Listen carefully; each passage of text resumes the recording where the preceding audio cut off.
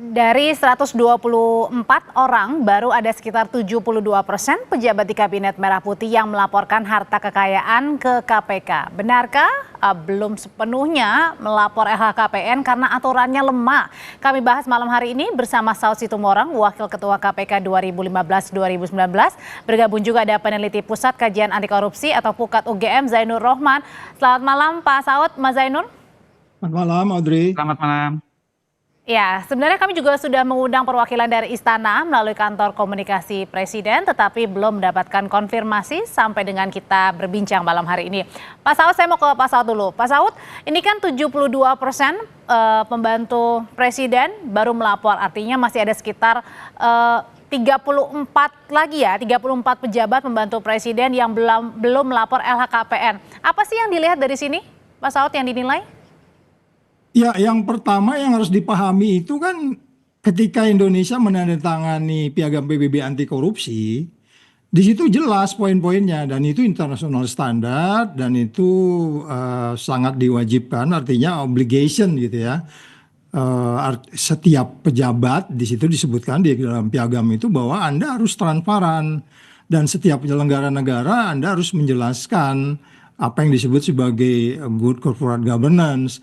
Jadi kalau kemudian ada sekelompok orang yang masuk di dalam jajaran kementerian ini nggak paham standar-standar itu, sebaiknya dia jangan jadi pejabat pemerintah, dia jadi swasta aja, swasta yang kalau belakangan jadi pegawai pemerintah juga harusnya melaporkan. Jadi itu standar. Dalam hal KPK tidak ada katakanlah tidak ada unsur penekan ataupun tidak ada sanksi pidananya, tapi ini adalah nilai transparan. Audrey, kamu lihat itu ya laporannya OCCRP itu laporan terakhir itu mereka menekankan tentang poin transparan itu. Jadi nanti kalau dibilang pemerintahan ini juga dikritik sama OCCRP nanti marah lagi. Karena itu udah standar internasional.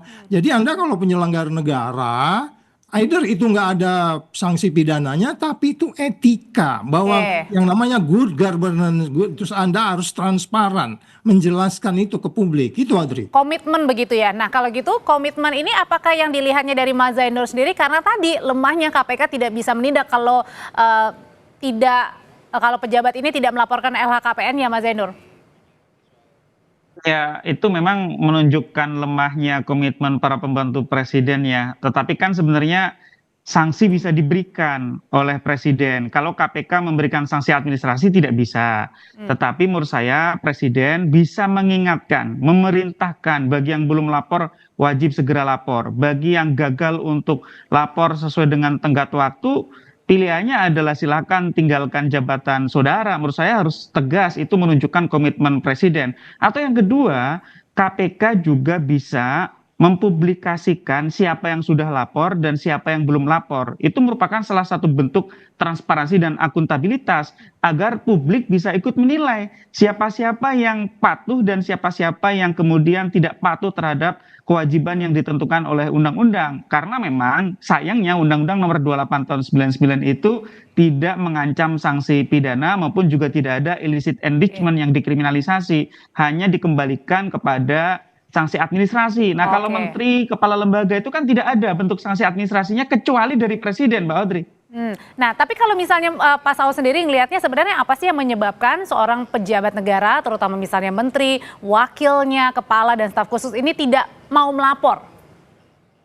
Ya banyak ya, akan ada justifikasi. Kita dulu pernah bahkan mendatangi DPR ya, pimpinan KPK datang ke sana, stafnya datang juga kalau memang dia ada masalah di dalam katakanlah mengisi LHKPN. Karena di sana ada banyak hal-hal yang detail yang kompleks. Sampai kalau Adri punya akun nomor sekian, jumlahnya sekian, fotokopi itu buku tabungannya dan seterusnya dan seterusnya. Tapi itu kan hal-hal yang simpel yang bisa dikerjakan oleh kita semua gitu ya. Artinya katakanlah itu kompleks, dia harus melaporkan apapun bentuk, entah dia itu punya dimanapun asetnya, itu sesuatu yang bisa diisi. Jadi tidak ada alasan kesulitan sehingga orang bertanya-tanya, oh ini mungkin karena ya itu tadi abai, menganggap ini formalitas.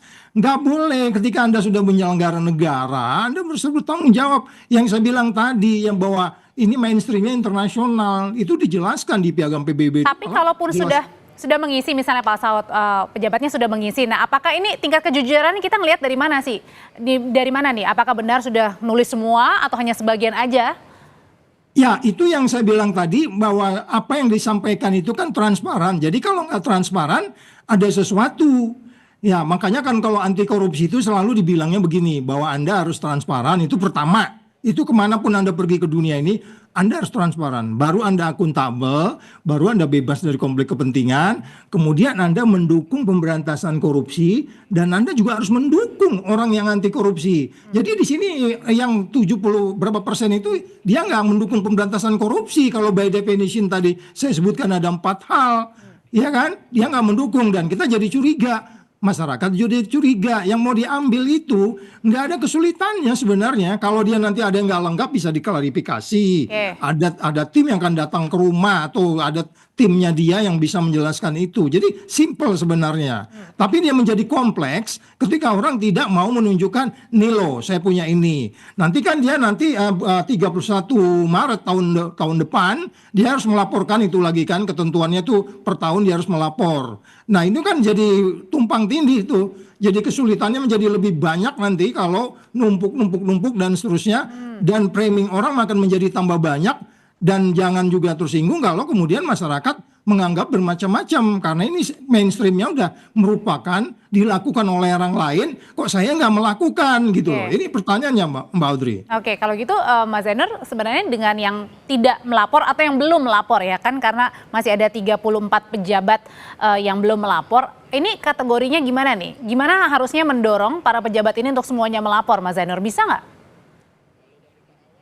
Ya, memang kepatuhan itu menunjukkan komitmen anti korupsi. Yang belum lapor menurut saya harus disanksi oleh Presiden Prabowo dan oleh KPK melalui pengumuman kepada publik. Nah, kita juga tidak boleh sekadar kemudian mengapresiasi kalau sudah lapor. Bagaimana isi laporannya? Apakah akurat? Apakah real? Sudah benar melaporkan semua hartanya? Nah, menurut saya ini pekerjaan Mbak Audrey bagi KPK. Setelah menerima laporan, maka harus dilakukan pemeriksaan terhadap laporan tersebut. Oh, KPK harus memeriksa memang, Mas Zainur?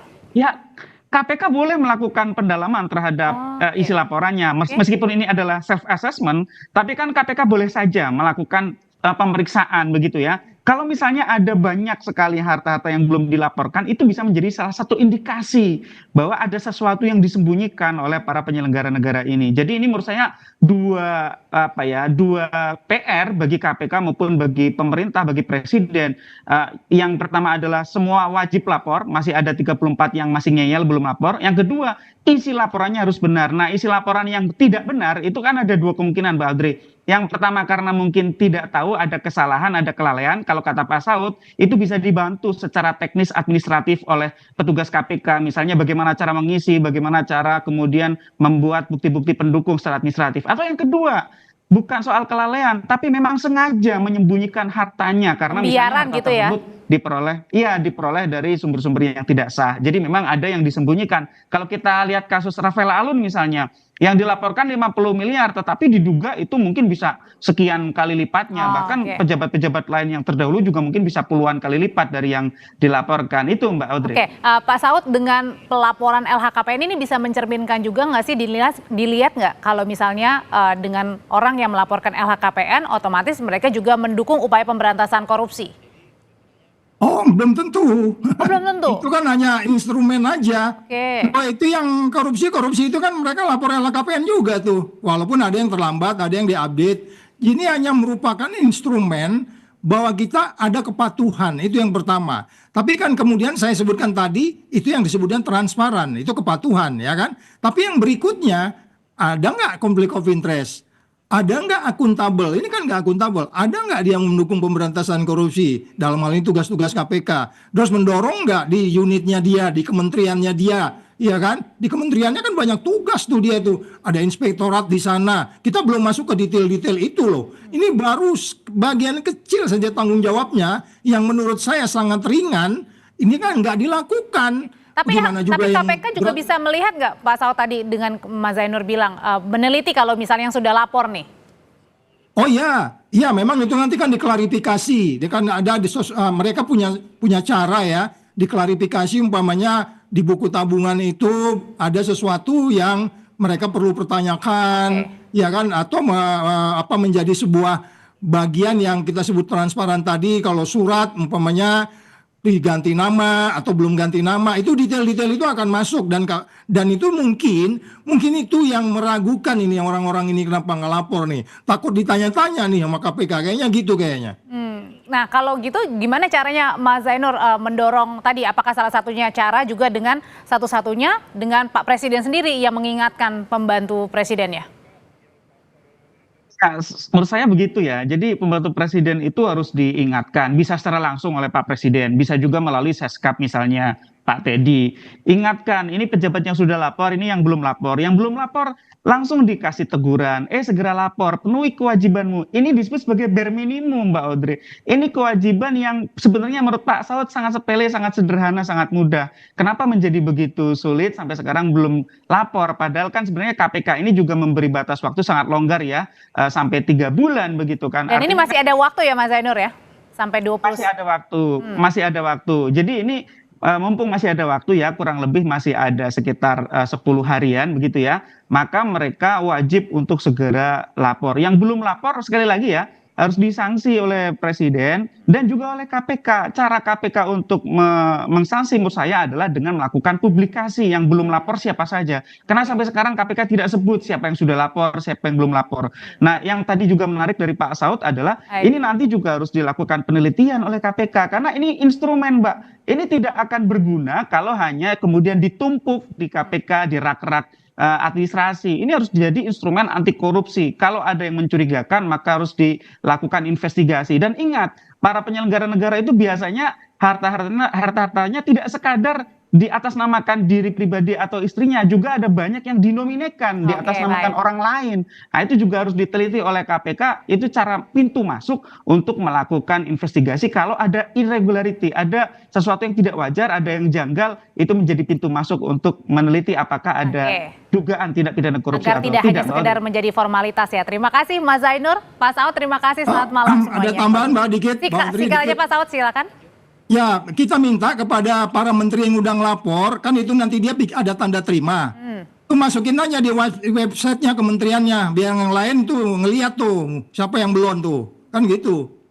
Oke baik, Pak Saud terima kasih untuk masukannya. Mas Zainur terima kasih, selamat malam Bapak-Bapak.